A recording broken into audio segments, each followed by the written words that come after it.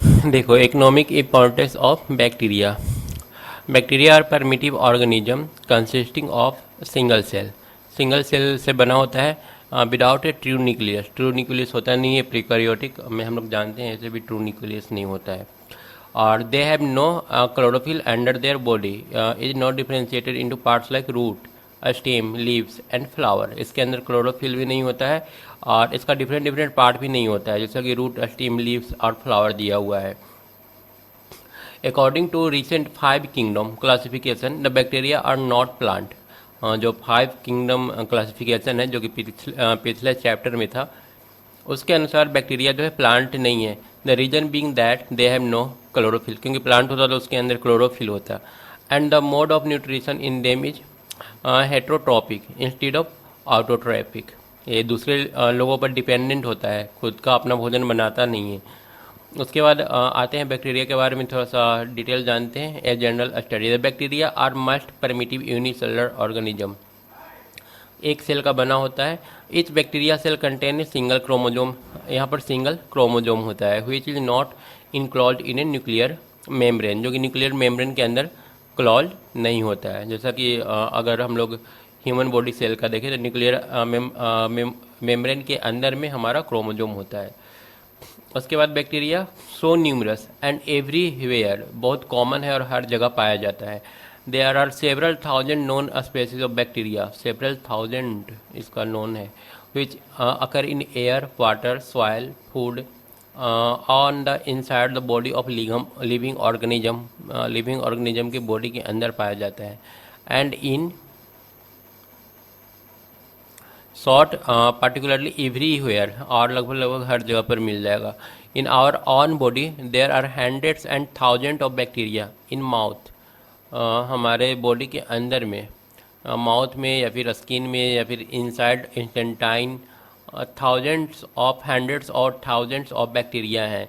Some bacteria occurring in our intestine are beneficial, कुछ तो beneficial है। They synthesize certain vitamin such as, vitamin B ये सब produce करता है। Certain bacteria are highly injurious, कुछ कुछ जो है काफ़ी ज़्यादा डेंजरस है, जो कि बीमारी का कारण होता है। But there are other which are highly beneficial, लेकिन कुछ हैं जो कि काफ़ी ज़्यादा बेनिफिशियल भी है। कुछ तो मतलब बीमारी पैदा करते हैं और कुछ हमारे लिए लाभदायक है। According to one estimate, there are more bacteria normally living on your skin than the total number of human living on earth.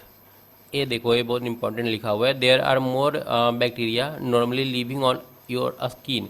जितना आदमी है पूरा अर्थ पर, उतना से ज़्यादा स्किन पर बैक्टीरिया पाया जाता है। This bacteria are even useful as they prevent the growth of harmful one, और ये यूजफुल भी होते हैं। उसके बाद आते हैं साइज पर। Bacteria are the smallest living organism on the earth. Bacteria को सबसे छोटा बोला है कि अर्थ पर पाया जाने वाला लिविंग ऑर्गेनिज्म है। With average size 2 micrometre to 0.5 micrometre, 2 micrometre long, 2 micrometre long हो जाएगा और 0.5 माइक्रोमीटर थीक हो जाएगा। ठीक है, 1 माइक्रोमीटर में कितना होता है? 10⁶ मीटर होता है ना, या फिर 1000 मिलीमीटर हो जाएगा। 10⁶ मीटर का माइक्रोमीटर का 1 मीटर होता है। 1 मीटर में 10⁶ -6 होगा।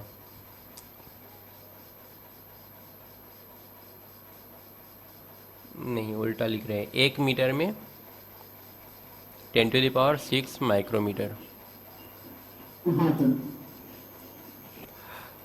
और 1000 मिलीमीटर हो जाएगा। 1 मिलीमीटर बराबर 1000 माइक्रोमीटर।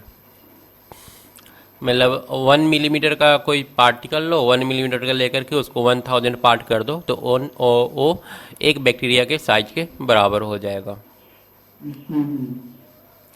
उसके बाद शेप कैसा कैसा होता है, तो एक कोकी, ये सब तुम लोग का क्लास 8 में था कि नहीं?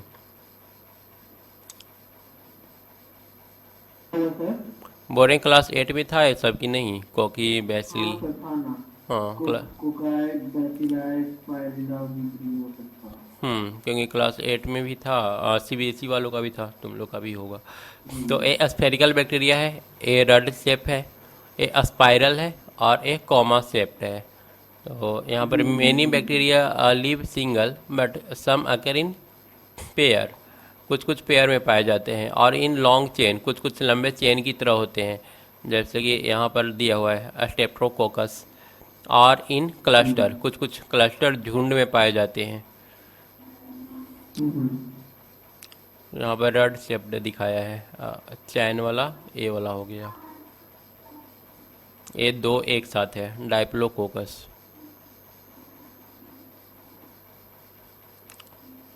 यहाँ पर स्पाइरल दिखाया है और एक कॉमा टाइप हो गया। उसके बाद स्ट्रक्चर, स्ट्रक्चर उसका, such individual bacterium is rather a simple cell, it contains the living substance protoplasm. इसके अंदर एक प्रोटोप्लाज्म होगा, protoplast lying within the cell membrane. ये सेल मेम्ब्रेन के अंदर होता है प्रोटोप्लास्ट। प्रोटोप्लास्ट के अंदर क्या क्या आ जाएगा, cytoplasm plus bacteria chromosome. Protoplast में दोनों आता है ना, cytoplasm plus cyto plus nucleoplasm होता है। तो न्यूक्लियस तो इसके अंदर होता नहीं है, तो इसके अंदर साइटोप्लाज्म और एक तो बैक्टीरियल क्रोमोजोम आ जाएगा। Surrounded by non living stiff cell wall, जिसमें एक सेल वॉल लगा होता है और ये सेल वॉल हमारा नॉन लिविंग होता है। The cell wall is made of peptidoglycan and do not of cellulose. ये सेलुलोज का बना हुआ नहीं होता है, जैसा कि प्लांट में सेलुलोज का बना होता है। और ह्यूमन बॉडी में किस चीज़ का होता है, मेम्ब्रेन का होता है ना। और ये वाला है peptidoglycan. A thin cell membrane lie immediately beneath the cell wall. उसके बाद सेल वॉल के नीचे सेल मेम्ब्रेन होता है, और एक क्या रहेगा, cell wall and surrounds the cytoplasm, जो कि साइटोप्लाज्म को गोले से घेर करके रखता है, सराउंड किया हुआ है। There is no well defined nucleus, इसके अंदर कोई न्यूक्लियस नहीं है, क्योंकि ये पुराना टाइप का मेम्ब्रेन है, मतलब न्यूक्लियस इसका है। और इसमें chromatin material is present in the central region. Chromatin DNA इसके अंदर प्रेजेंट होता है। This chromatin material is in the form of single circle and is not enclosed in a nuclear membrane. जैसे कि ह्यूमन बॉडी वाला में nuclear membrane से घिरा रहता है, ठीक है। और लेकिन यहाँ पर वैसा कुछ नहीं है, बस एक सर्किल टाइप का होता है। But it attach to the cell membrane at some point, और सेल मेम्ब्रेन से कहीं न कहीं पर जुड़ा हुआ रहता है। हाँ, जैसे कि यहाँ पर देखो, ये सेल मेम्ब्रेन से जुड़ा हुआ है ना नीचे। उसके बाद है the cytoplasm contains vacuole, vacuole रहेगा, ग्रैनुलर रहेगा, and very few cases some green pigment, कुछ ग्रीन कलर्स भी पाए जाते हैं। Sometimes a slimy protective layer called capsule is present outside the cell wall. Cell wall के बाहर कभी कभी कैप्सूल दिख जाता है। यहाँ पर देखो ब्लैक कलर वाला जो दिखाया है वो कैप्सूल है। उसके बाद सेल वॉल है, उसके बाद प्लाज्माटिड और साइटोप्लाज्म, ये सारा साइटोप्लाज्म हो गया। और सेल मेम्ब्रेन भी यहाँ पर दिखा दिया है, ग्रैनुलर सारा कुछ दिखाया है। यहाँ पर दिखा रहे हैं डिफ्यूजन कैसे, मतलब रिप्रोडक्शन इसमें कैसे होता है। कॉपी हुआ डीएनए, एक डीएनए से दो डीएनए में कन्वर्ट हुआ और उसके बाद बीच से टूट गया।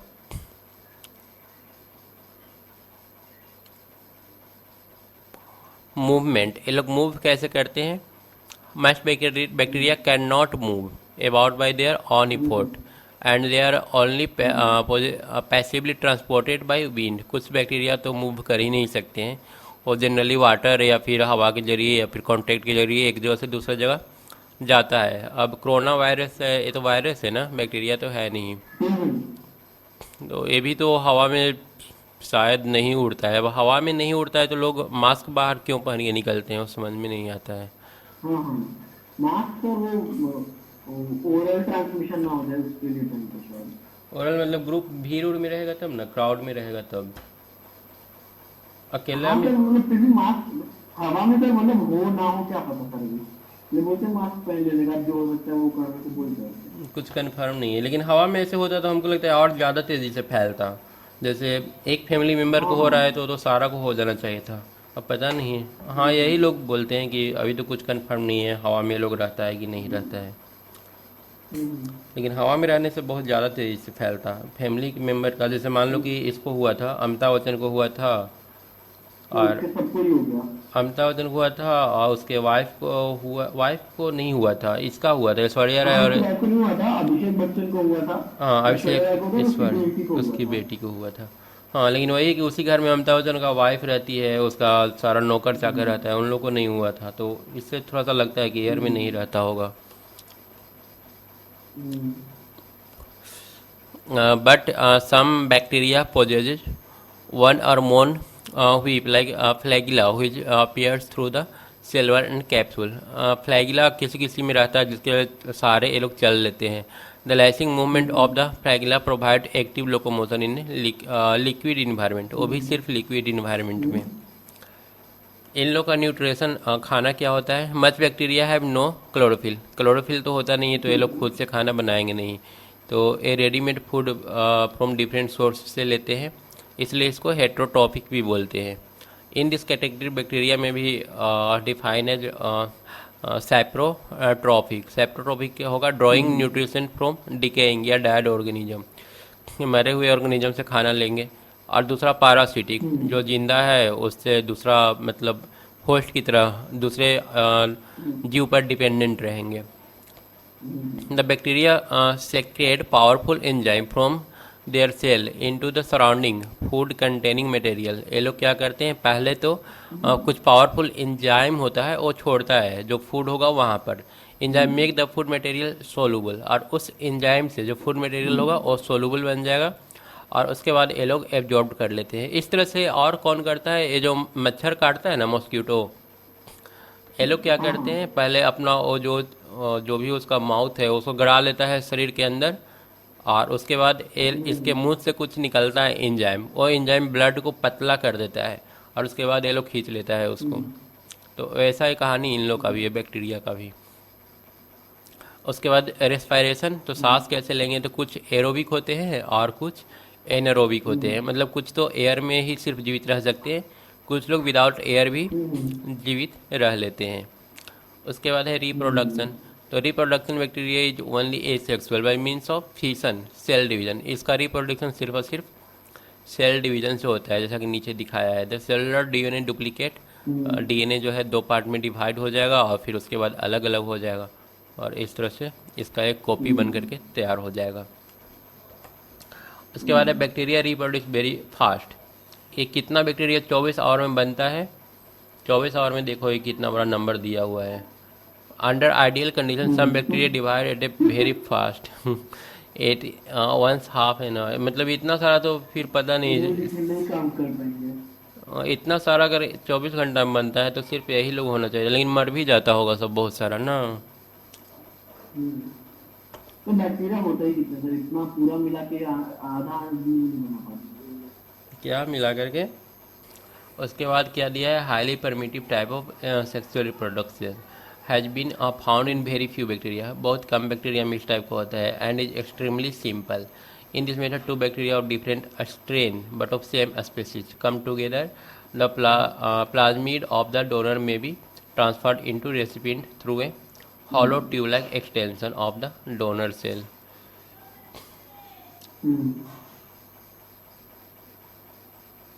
उसके बाद spore to overcome unfavourable condition.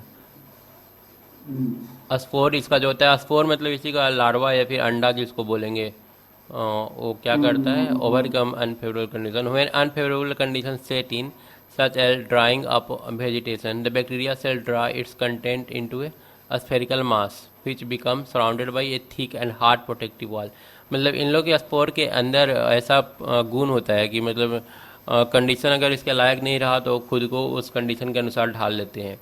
This little rounded body is a spore which is contained within the original cell wall but later become free when the cell wall ruptures, बाद में जब सेल वॉल रप्चर होगा था तो बाहर निकल जाता है। फिर such spore are usually the resting stage which can be set an unfavourable condition. मतलब ए स्पोर का निर्माण तब कर लेते हैं जब अनफेवरेबल कंडीशन आता है। देखो अब अनफेवरेबल कंडीशन में ये लोग क्या क्या कर सकता है, they can tolerate extremely dryness, ठीक है, some can not be killed even at temperature of boiling water. गर्म पानी में भी डाल दो तो वो लोग उसका जो स्पोर है उसको रक्षा करेगा, बचाएगा। Some can tolerate poisonous chemical, poisonous chemical के अगेंस्ट भी ये लोग मतलब बच जाता है। उसके बाद है the spore can be carried far and wide by various means such as wind. ये स्पोर एक जगह से दूसरा जगह विंड वाटर कॉन्टैक्ट के जरिए चले जाते हैं। ऑन मीटिंग फेवरेबल कंडीशन, और जब कंडीशन ठीक ठाक मिलता है स्पोर जर्मिनेट, स्पोर टूट जाता है और एक्टिव जो बैक्टीरिया होगा उसे बाहर निकल जाएगा। ये देखो स्पोर वाल यहाँ पर बनाया है, एक बैक्टीरियल वाल है, उसके बाद फिर स्पोर वाल है और अंदर में वो है बैक्टीरिया है।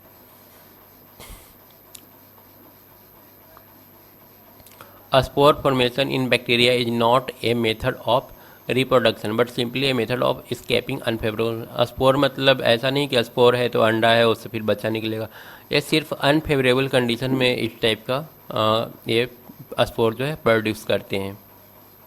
देखो यहाँ पर क्वेश्चन भी है why do bacteria produce spore, तो वो अनफेवरेबल कंडीशन के वजह से ये लोग बनाता है। Useful role of bacteria in medicine, आप देखो बैक्टीरिया का यूज क्या है।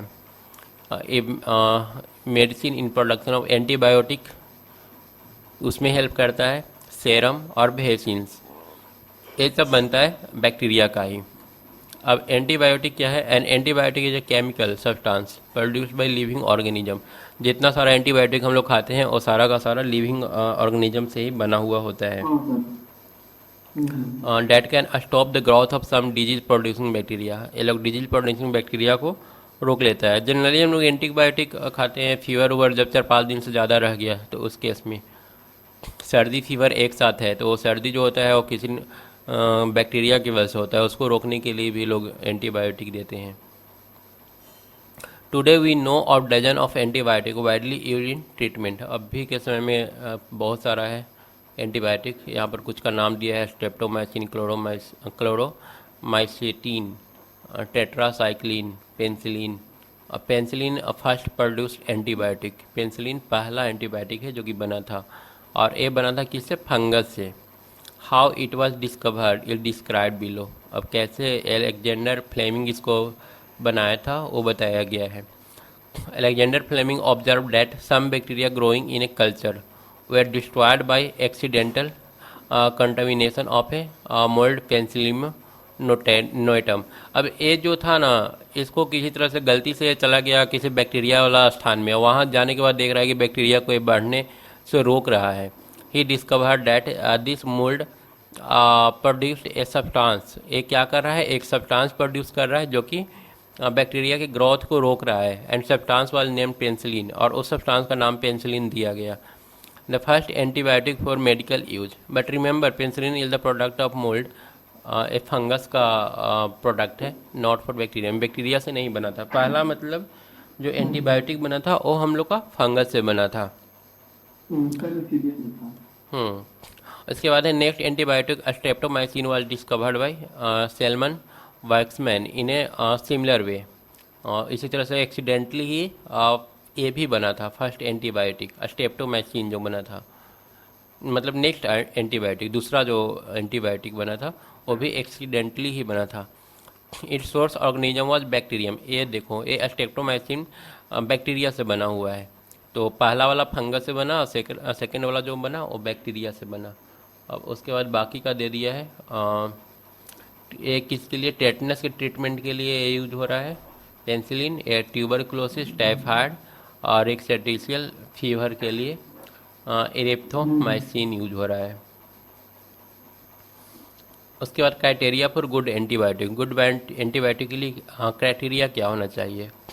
पहला, it should be able to kill a variety of disease producing microorganism, बहुत सारा जो माइक्रो ऑर्गेनिज्म है उसकी वजह से जो प्रोड्यूस हो रहा है डिजीज प्रोड्यूस हो रहा है उसको रोकने में कारगर होना चाहिए, तभी वो एंटीबायोटिक कहलाएगा। It should not produce undesirable side effect, इसका कुछ साइड इफेक्ट नहीं होना चाहिए। ऐसे तो हम लोग जानते हैं कि बहुत सारा एंटीबायोटिक खाएंगे तो जो यूजफुल बैक्टीरिया है उसको भी ये लोग मारना शुरू कर देता है, इसलिए बोला जाता है कि ज़्यादा एंटीबायोटिक नहीं लेना चाहिए। It should not kill normal bacteria of the host, वही मतलब जो नॉर्मल बैक्टीरिया जो हमारे लिए यूजफुल है उसको एक ख़त्म न कर दें। Other uses of antibiotic as food preservative, food को लंबे समय तक अगर रखना है, जैसे कि फ्रेश मीट वगैरह हो गया, तो उसके लिए यूज करते हैं। हम्म, फॉर ट्रीटिंग एनिमल फीड को हम्म, ट्रीटमेंट के लिए। कंट्रोलिंग प्लांट पैथोजेन, प्लांट के लिए किल डिजीज काउजिंग हार्मफुल माइक्रोऑर्गेनिज्म, और बहुत सारा जो हार्मफुल माइक्रोऑर्गेनिज्म है उसको मारने के लिए भी ये यूज होता है।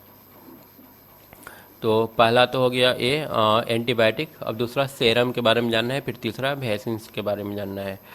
Serum actually means blood plasma from which fibrinogen has been removed. It can contain numerous chemical substances including antibody and antitoxin. ये क्या करेगा, एंटीबॉडी और एंटीटॉक्सिन जनरेट करेगा, जैसा कि हम लोग का व्हाइट ब्लड सेल करता है।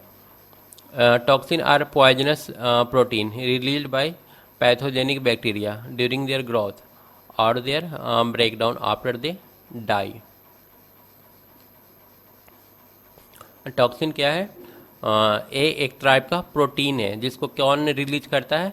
ये बैक्टीरिया जो है वो रिलीज करता है, वो अपने ग्रोथ के दौरान, और on their breakdown after they die, और वो जो मर जाते हैं तो मरने के बाद भी इस तरह का टॉक्सिन जनरेट होता है।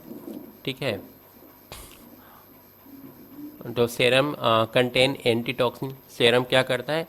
जैसे मान लो कि अब बैक्टीरिया है शरीर के अंदर, वो ग्रोथ कर रहा है, तो प्रोटीन जनरेट करेगा, और वो प्रोटीन जो है वो हमारे लिए हार्मफुल है। तो उसको रोकने के लिए हम लोग को चाहिए क्या? टॉक्सिन चाहिए। ठीक है, और ये जो सेरम होता है वही एंटीटॉक्सिन कंटेन करता है। मतलब टॉक्सिन तो वो होता है ना जो मरने के बाद जनरेट होता है, बैक्टीरिया जो शरीर के अंदर है मरेगा तो टॉक्सिन जनरेट होगा। अब उस टॉक्सिन को रोकने के लिए जो सेरम होता है उसको दिया जाता है, एक केमिकल सब्सटेंस है जो कि एंटीटॉक्सिन होता है जिसके अंदर। तो serum contain antitoxin of a particular pathogen, किसी भी पैथोजन के लिए ये क्या करता है? एंटीटॉक्सिन कंटेन करता है। ओ, तो फिर देखते हैं एक और। नहीं, हमको थोड़ी पता रहता है, वो लोग तो अप्लाई करते हैं ना, अप्लाई करते हैं तो पेरेंट्स को ही पता करना होता है कि वो टीचर जो है वो किस टाइप का बैकग्राउंड। नहीं, बायोडाटा हम लेते नहीं है क्योंकि बहुत सारे टीचर होते हैं ना। अब मान लीजिए 200-300 है तो हर कोई का रखना मुश्किल होता है। तो ये पेरेंट्स के ऊपर आता है कि वो लोग ठीक से सिलेक्ट करें, अपना सारा कुछ देख लें टीचर का। हम तो 2 टीचर को नंबर दिए हैं, एक और टीचर आपको कॉल करेंगे। तो थोड़ा वेट कीजिए, 1 आध घंटा में हो सकता है वो आपसे बात करेंगे, बिजी होंगे। हाँ हाँ, वो हम वही करते हैं, जैसे आपका नंबर है ना, आपका नंबर है और टीचर्स का जो ग्रुप है हम उसमें डाल देते हैं, जो जो इंटरेस्टेड है हमको बताइए, तो उसमें से एक teacher.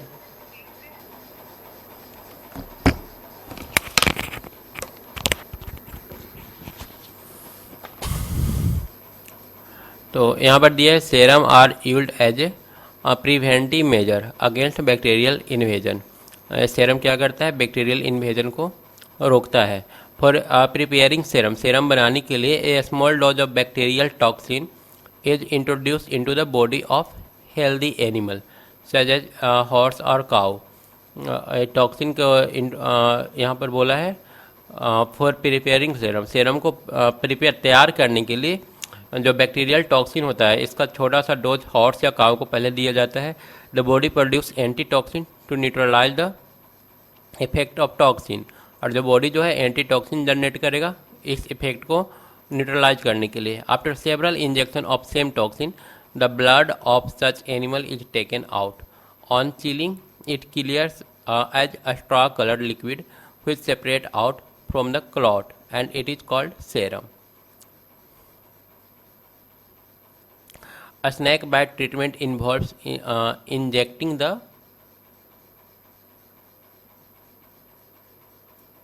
particular anti-venin produced from the blood of horse in the same manner as given above.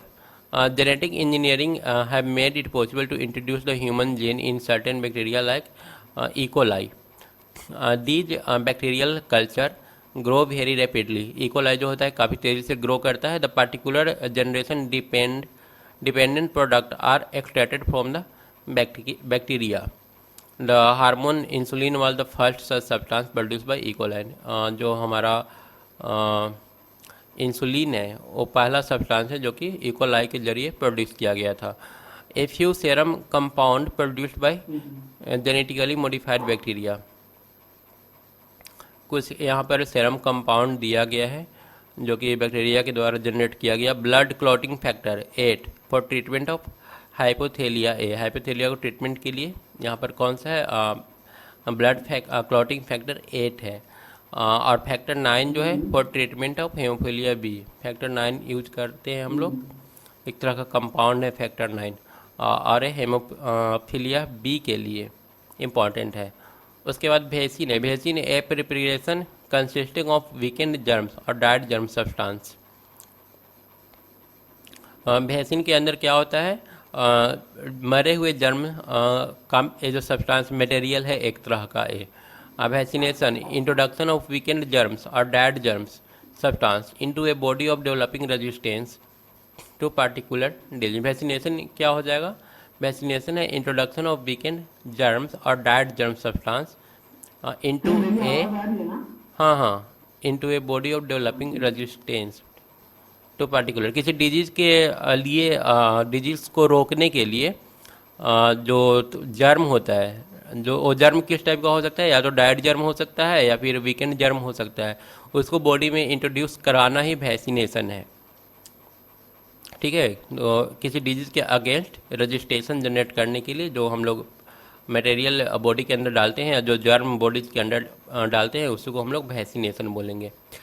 Vaccine are available for a variety of disease. Vaccine बहुत सारे डिजीज़ के लिए अवेलेबल है, जैसे कोलेरा हो गया, टाइफाइड हो गया, ये सब दिया हुआ है। On injecting them into the, मतलब उस वैक्सीन को शरीर के अंदर डाल करके person get the disease in mild form and his body get stimulated to produce antitoxin. ये मतलब वैक्सीन डाल दो तो इस बीमारी के अगेंस्ट में एंटीटॉक्सिन शरीर के अंदर जनरेट हो जाता है। The antitoxin provide immunity against any future attack of particular disease germ. अब ये जो वैक्सीन क्या होगा, फ्यूचर में इस टाइप का जो बीमारी आएगा उसको रोकने के लिए एंटीटॉक्सिन जनरेट करेगा। जैसे कि अभी मान लो कोरोना है, तो कोरोना को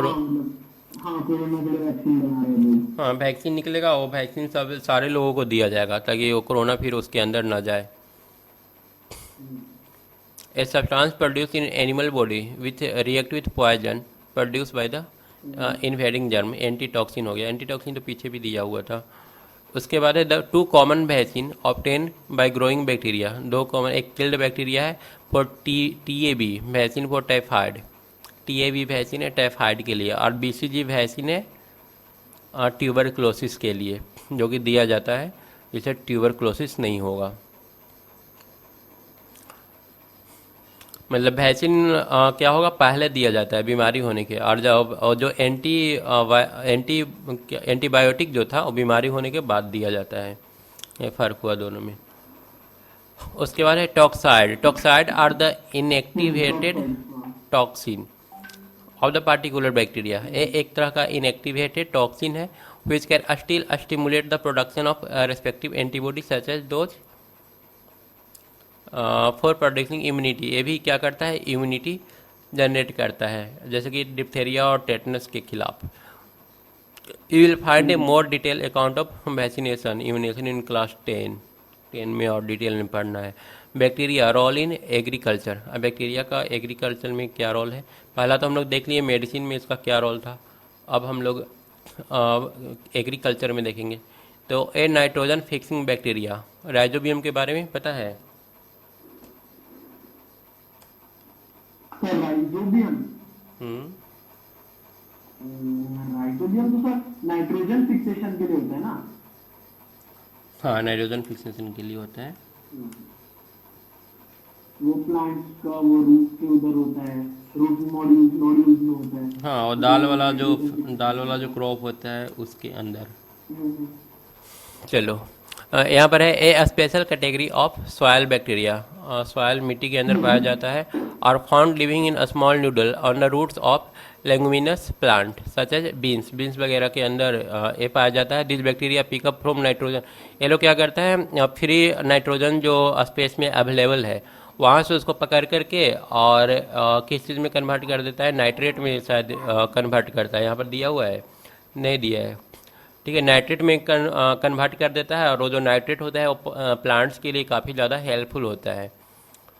तो इस तरह से ये फ़ायदा पहुँचाता है। The roots of the leguminous plant showing nodule, section of the nodule containing bacteria, और सी दिखा रहा है the bacteria taken out from the noodle.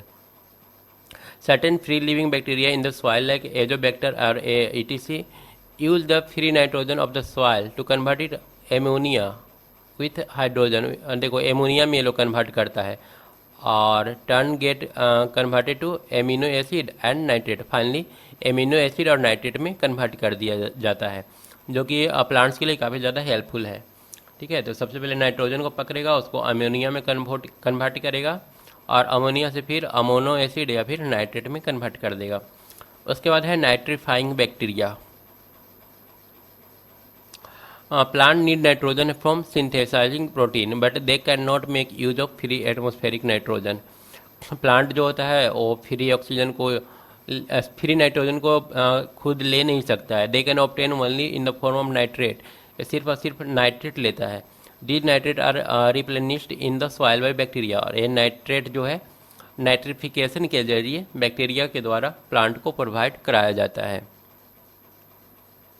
For this some bacteria first convert nitrogenous, फिर वही है नाइट्रोजन को पकड़ करके वो करेगा। वही बताया है, अमोनिया में बदलता है। Ammonia is in converted into ammonium compound, और अमोनियम कंपाउंड से which turn finally converted into nitrites, और फाइनली वो नाइट्राइट में कन्वर्ट कर दिया जाता है। Such as Nitromonas and into nitrate by bacteria such as Nitrobacter. यहाँ पर से एक बार फिर से देख ले क्या, waste of animal and dead remains of plant and animal into ammonia. Ammonia is then converted into ammonium compound, good, ठीक है, which in turn are first converted into nitrites by bacteria such as nitromonas। नाइट्रोमोनस क्या करता है, nitrite में convert करता है और finally nitrate में कन्वर्ट कर देता है बाय द नाइट्रोबैक्टर। नाइट्रोबैक्टर इसको फिर से नाइट्रेट में कन्वर्ट कर देता है। यहाँ पर एटमॉस्फेरिक ऑक्सीजन दिया हुआ, नाइट्रोजन दिया हुआ है, बायोलॉजिकल फिक्सेशन बाय राइजोबियम। ये राइजोबियम इसके अंदर लेकर के चला आया, यहाँ से प्लांट से फिर एनिमल का डेथ होता है तो लिविंग ऑफ मैटर, फिर अमोनिया, नाइट्राइट, फिर नाइट्रेट में कन्वर्ट कर दिया जाता है। इस तरह का ये साइकिल चलता रहेगा।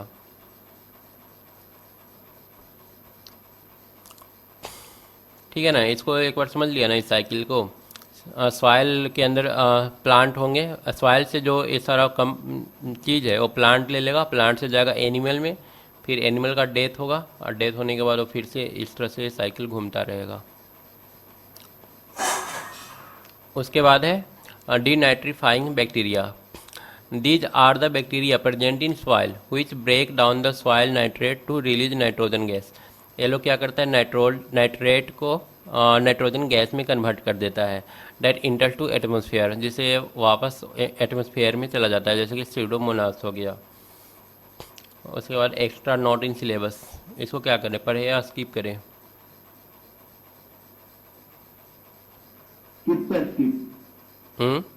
बाद में कभी पढ़ लेंगे। हाँ देख लेना तुम बाद में उसको।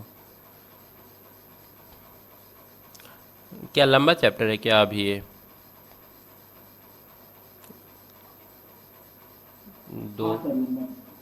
दो ही पेज है शायद। ये तो क्वेश्चन है ना? हाँ ये तो क्वेश्चन है, इकोनॉमिक इम्पोर्टेंस। तो ये हम लोग ए वाला पूरा कंप्लीट कर लेते हैं ना। उसके बाद है bacteria role in industry. Industry में इसका क्या यूज है? Bacteria have a very extensive use in industry. Industry में काफ़ी ज़्यादा यूजफुल है। You have already read about their role in producing certain type of medicine. Medicine में तो हम लोग देख ही चुके हैं इसका रोल। और यहाँ पर कुछ और भी है, जैसे कि डिफरेंट फ्लेवर ऑफ टी का डिफरेंट फ्लेवर अगर तैयार करना है तो बैक्टीरिया का ज़रूरत पड़ता है। उसके बाद leather tanning is primarily brought about by sunlight but certain bacteria break down to soft फ्रेचुअल पार्ट्स ऑफ स्किन। लेदर का जो फैक्ट्री है वहाँ पर भी बैक्टीरिया का ज़रूरत पड़ता है। उसके बाद है spoilage of food by bacteria. Many bacteria spoil cooked food, milk, fruit, vegetable by the process of decay. Decay के जरिए ये लोग खराब कर देता है, खासकर समर गर्मी के दिनों में। This spoilage may sometimes to be extent of causing food poisoning, जिसकी वजह से फूड पॉइजनिंग भी होता है। Botulism is a very serious food poison due to special bacterium sometime found in tinned and sealed food, जो कि generally tin packed जो food होता है उसमें पाया जाता है। The affected can get distended at their end with gas which gases out of the opening. Such suspected food should be completely discarded. Therefore, preservation of food, making it free of disease germs is very necessary. तो इस तरह से food poisoning और या फिर food को ख़राब होने से बचाने के लिए फूड प्रिजर्वेशन बहुत ज़्यादा ज़रूरी है। तो फूड प्रिजर्वेशन हम लोग कैसे कैसे कर सकते हैं? पहला है बॉयलिंग और हीटिंग एट हाई टेम्परेचर। तो ये सब तो जानता होगा। मतलब फूड प्रिजर्वेशन कैसे करते हैं, उसमें पहला जो दिया हुआ है बॉयलिंग और हीटिंग। मतलब जैसे दूध वगैरह को होता है, क्या करते हैं हम लोग, बहुत ज़्यादा गर्म कर देते हैं, 110 डिग्री के आसपास गर्म कर दो, जिससे उसका जो स्पोर होता है वो सारा मर जाता है और इसके बाद ये काफ़ी देर तक ठीक रह सकता है। ये सब तो तुमको पता होगा। जैसे हम लोग मिल्क वगैरह देखते हैं, गर्म कर दो तो ख़राब नहीं होता है और ऐसे ख़राब हो जाता है। साल्टिंग है, साल्टिंग ये कहाँ पर यूज होता है? जनरली अचार में हम लोग नमक डाल देते हैं। तो नमक डालने से क्या होता है, बायोडिग्रेडेशन जो होता है उसका रुक जाता है। ये लोग प्रिजर्व करता है किसी भी खाने की चीज़ को, मतलब साल्टिंग हो गया। इसके अलावा मिठाई वगैरह शुगर भी होता है, ठीक है, शुगर भी प्रिजर्व करता है। जैसे मिठाई वगैरह में शुगर हम लोग सिर्फ मीठा रहने के लिए ही नहीं डालते हैं, उसको ख़राब होने से बचाने के लिए भी डालते हैं। डिहाइड्रेशन, सुखा दो तो सुखाने से काफ़ी लंबे समय तक टिकेगा। Must microbe can not grow without water, without water के ये लोग ग्रो करते नहीं हैं, इसलिए डिहाइड्रेशन में ड्राइंग फूड जैसे ग्रेन, मीट, फिश, ये सब को हम लोग सुखा करके भी प्रिजर्व करते हैं। उसके बाद इरिडेशन, इरिडेशन में क्या है, रेडियो एक्टिव और रेडिएशन हैज़ बीन ट्राइड। इसमें होता है कि हम लोग रेडियो एक्टिव जो किरण है ना, रेज, उसको रेडिएट करते हैं जो फूड मटेरियल होता है। हाँ, ये सारा क्या करता है, जो उसके अंदर बैक्टीरिया वगैरह है उसको लोग मार देता है, या फिर स्पोर है उसको भी मार देता है। उसके बाद पास्चुराइजेशन, पास्चुराइजेशन और दूध का होता है ना, milk is heated up to temperature 60 degree centigrade 30 minute तक। ये क्या करता है, मेजोरिटी ऑफ बैक्टीरिया को मार देता है। Pasteurisation does not completely sterilise milk, souring bacteria may still. हालांकि पास्चुराइजेशन के बाद भी कुछ न कुछ बैक्टीरिया रह ही जाता है, but by keeping the milk sufficiently cool. लेकिन इसको अगर सही जगह पर रखो, ठंडा में रखो, फ्रिज के अंदर रखो, तो कोई नुकसान नहीं कराता है। उसके बाद रेफ्रिजरेटर, रेफ्रिजरेटर मतलब ठंडा करके रखें किसी सामान को -5 डिग्री से इस टेम्परेचर पर, तो ये काफ़ी लॉन्ग समय तक फ्रेश इसको रखा जा सकता है। उसके बाद है strong concentration and chemical, chemical के जरिए भी बचाते हैं। Jam and pickle do not gate spoiled, jam pickle को हम लोग केमिकली यूज करके बचाते हैं उसको। They have a strong concentration of sugar, देखो शुगर और साल्ट यहाँ पर मिला रहता है, जो कि बैक्टीरिया को तेज़ी से बढ़ने नहीं देता है। ठीक है, sometime preservation like sodium benzoate, sodium benzoate भी कभी कभार हम लोग यूज करते हैं जो पैक्ड फूड होता है उसमें।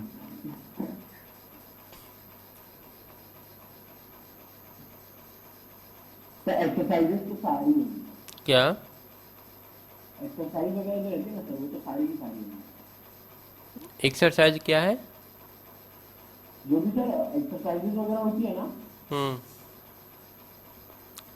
वो सारी मेरे पास है सर। वो सारी एक्सरसाइजेस मेरे पास है सर, जो भी मतलब ब्लैंक वो सब कुछ मेरे अच्छा सोल्यूशन है इसका।